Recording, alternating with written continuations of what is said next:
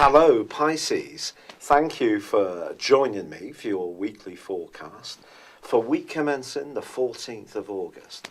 This week sees the potent solar eclipse, the black moon, in the sign of Leo, which is going to be joining together with Uranus, the planet of surprises and restlessness, which is in your sector of everyday resources. The next 6 months could see a real change in your financial circumstances and in your employment prospects and even the way you live your everyday life, but particularly if you're open to new ways of doing things. But of course, Mars has been in this sector too, and Mars forges a continuing link to Jupiter, the planet of growth and expansion. Hard work, self-confidence and self-belief can be very evocative strands in your situation this week. So what are the challenges? Well, Mercury does continue to track backwards and is in an opposition with your co-ruler, the mystical energies of Neptune.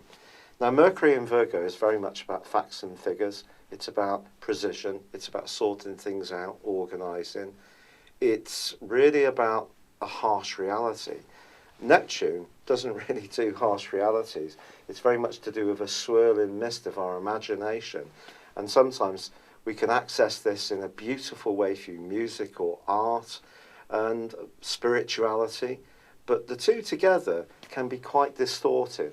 So if you're talking to someone in a relationship context, it may be a little bit hard to really pin it down.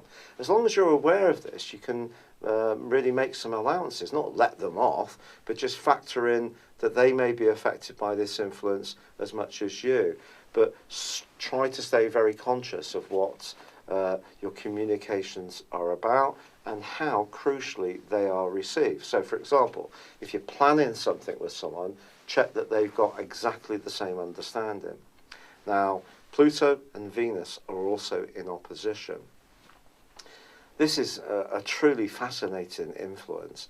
Pluto is about power, but it's in your sector of friendships and long-term aspirations and how you network and communicate in a more collective sense, whereas Venus is just in the most beautiful, loving part of your horoscope.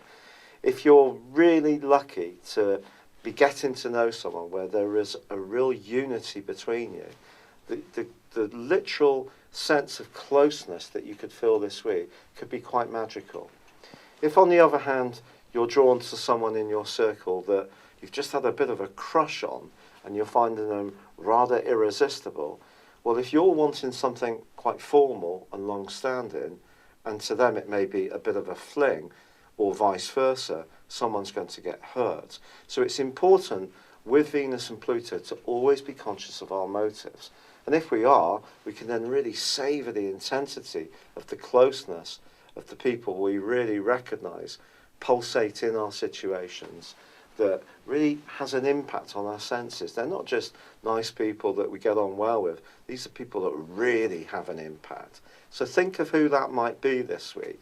But I do think some kind of major reorganisation or getting a bit more virtuous about your health, diet, fitness regime, or thinking more creatively, like I said before, about how you make money or how you work, all of these can become really sensationally big themes over the next 6 months. It's been a real pleasure being with you. Thank you for joining me. Good luck and goodbye for now. Hello, thank you so much for watching my video. I'd love you to join me at my Horoscope Ace app. You can find this at www.horoscope-ace.com. You can use it through Android, iOS, Apple or Facebook. Check out your ascendant or your moon sign or download your free birth chart.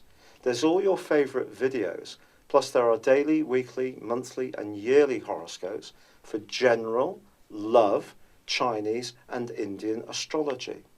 If your passion is tarot, there's my brilliant 3-card money or love tarot readings too. And it's all there at www.horoscope-ace.com. Thank you.